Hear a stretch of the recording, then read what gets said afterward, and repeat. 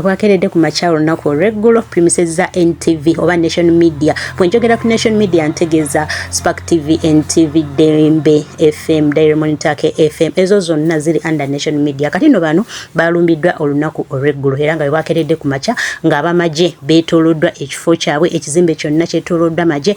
Bano bagenze ne bakyankalanya amasannyalaze g'ekifo ekyo ge basoose okubanga bajjako ne bayingira munda ne battaganjula ebintu byabwe bye bakozesa okubanga baweereza ku mpewo. Bakoze obuvuyo bungi ku kitundu ekyo ne batuka akaseera nga tebakkiriza ayingira era nga naafuluma takkirizibwa. Ekintu ekyabatisiza ennyo nga abakozi bwe batyo ne bavaayo nga NTV nejja ku mukutu gwabwe ogwa Twitter ne bateekayo ebiwandiiko ebyo nga bw'obirabe. Wano wennyini General Muhoozi naye n'avaayo n'agamba nti both NTV and Daily Monitor will not reopen without my permission. Era n'agenda maaso n'agamba nti NTV and Monitor are being shut down from today.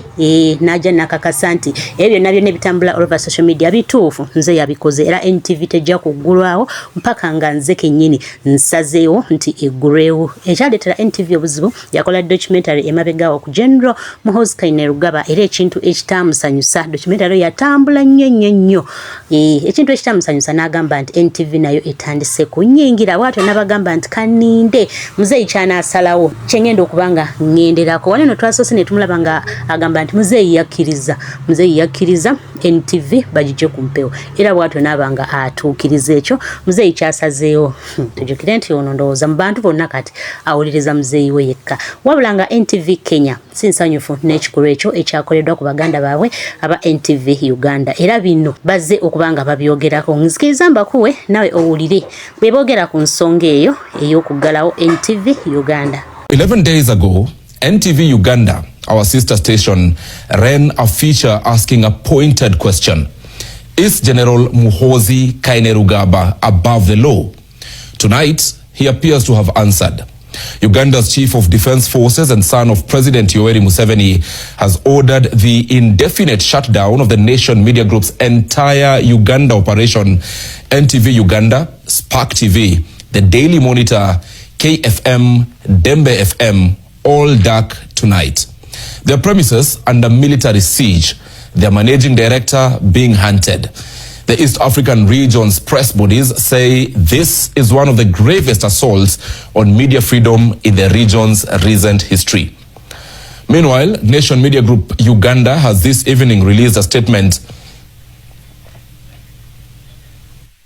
NTV Weekend Edition this Saturday. This was the last live news broadcast from NTV Uganda on Saturday evening.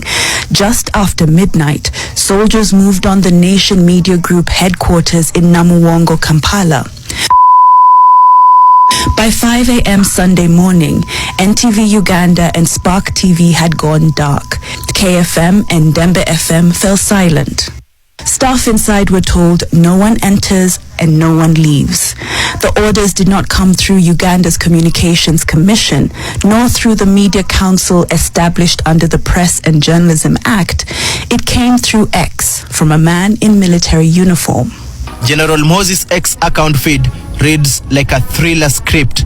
Just over a week ago, NTV Uganda aired a feature asking whether General Muhoozi Kainerugaba had become Uganda's untouchable lawbreaker, examining his prolific and provocative social media posts, from threats against neighboring countries to remarks targeting opposition figures, and asking whether he had placed himself above the law.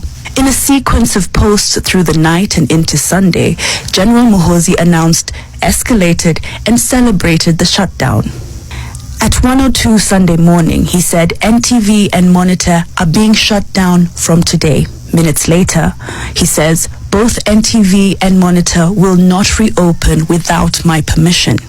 By 9:47 a.m., he was explicit about where he believes his authority originates, writing that he had the power to shut down any media house in Uganda since 2017, a power given to him, in his words, by his father, the president. And by Sunday afternoon, as if to mock any notion of accountability, he posted that he had heard the closures were costing NMG $5 million a day and described that as, in his words, good news. But what does the law actually say? Uganda's own constitution is ambiguous. Article 29(1)(a) explicitly states that every person shall have the right to freedom of speech and expression, which shall include freedom of the press and other media. Article 41 provides the right to seek, receive, and impart information. And Articles 44 and 45 protect media freedom and prohibit any derogation from those protected rights. The Press and Journalism Act of 1995 further specifically protects the freedom of the press, outlining the rights and responsibilities of media organizations. No provision in any of those laws grants the Chief of Defense Forces the power to silence a newsroom at midnight via social media. Can Museveni be hosted on NTV? There is no hostile media house in Uganda kakati towards NRM and the President Museveni like NTV. But more disturbing is General Muhoozi's targeting of NMG Uganda's Managing Director Susan Nasibirwa, writing that he was looking for her, that she would be disciplined, and instructed all police patrols to arrest her on sight. The language used to describe a woman media executive as a small girl who cannot cause chaos was as revealing of his disposition as the shutdown itself. Uganda's government spokesperson Alan Kasuja appeared to have intervened. Muhoozi posted that his brother Kasuja had asked him to leave Sue to him and that police patrols were now on standby. It was the only moment that suggested any internal checks on the general's authority.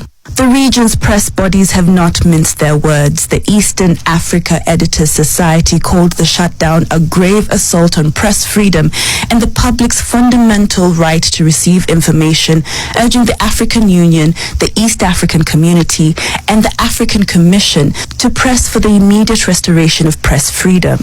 The East African Press Councils, in a separate statement, reminded governments that the answer to grievances with the media is not troops, it is the compliant mechanisms the law already provides.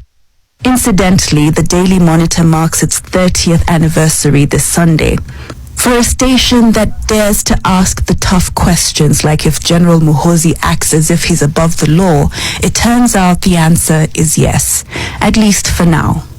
Kitalo Achibino obwire bunonga bucha akusawa 12 n'ekitundu emikutu ejamawulire okuli NTV, Spark TV ni Daily Monitor nga n'olupapula lw'amawulire baditwireko abasaada abaire mu bibombola ebya uniform eya Uganda UPDF amajja ag'ewanga lya Uganda n'abatwire ku ebitongole bino mu kuwandiika kwabyo ku mikutu jaibwe ddala omukutu gwa Daily Monitor gukoba nti gutoleibwa ku biragiro bya General Muhoozi n'alagire batole ku emikutu gino kyanaku amalulire galumbibwa kituufu esawa zibadde 11 ez'okumakya NTV, Spark TV, amajene gasalako era ne babajja ku mpewo. Olupapula lwa Daily Monitor kubanga lwe lwavaamu zi TV zino era nalwo ne balujja ku mpewo. Ndowooza ku lwange nga maganda nti temukungubaga. Tewali nsonga lwaki okungubaga nga General Muhoozi ajje emikutu gy'amawulire gino ku mpewo. Wali badde gwe ng'omuntu amanye ebigenda mu maaso osanyuka nti eri abo abantu ababadde bakyalemeddwa okutegeera embeera Uganda mweri kino kijja kubawa ekyokuyiga bategeere embeera gye tutambuliramu. Okuggalibwawo kwa NTV, Daily Monitor ne Spark TV tekirina we kigenda kukoseza ebitongole ebyo. Nze kati njogeranga mu nnamawulire. Instead bigenda ekikolwa ekyo kigenda kwongera bwongezi maanyi ebitongole ebyo kubanga neri omuntu abadde talaba NTV akawungezi agenda kuba nti alaba amawulire gano ategeere General Muhoozi lwaki yalumbye n'amajege TV zino n'azijja ku mpewo. So abantu mwenna benda ku social media abali mu kulamentinga oba abakungubaga lwaki NTV bagijje ne Spark TV no papalo amawulire monitor babigaddewo ekiro kya leero temulina kuba nti mukungubaga.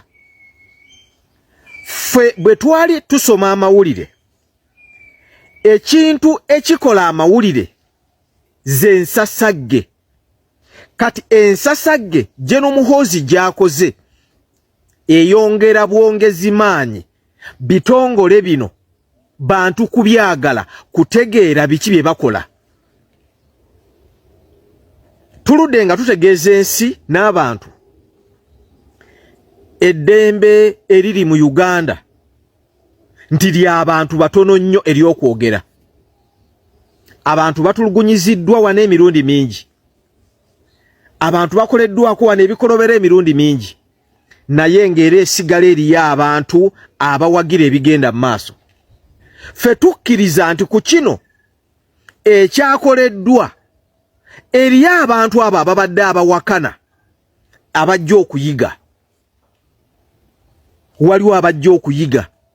So tusabe busabi Katonda olunaku lubeere lumu embeera eno ekyuke, naye tetulina kuba nti tuggwamu ssuubi olw'okubanga NTV, Spark TV, Daily Monitor babisazeeko baba bijje ku mpewo. Njagala okubuuza omwami Nnyombi Tembo bino bulijjo bye tubagamba nti temulina buyinza, babateeka buteesi mu bifo ebyo kubugumya ntebe, kubanga UCC kye kitongole ekirina mandate okuba nti kiruŋŋamya empeereza y'emikutu gy'amawulire, era kye kyalibadde kitujja ku mpewo. Singa nga Nnyombi Tembo ye yali alina okwogera ebigambo ebyo General Muhoozi bye yayogera, naye nkikutegeeza nti ne Nnyombi Tembo teyategedde nga bajja emikutu gino, era ateekwa okuba Nnyombi Tembo naye bino abyekanze bwekanzi ku social media yensi gye tutambuliramu. So temuggwamu ssuubi, bino eno ye stamp eraga eddembe ly'obuntu,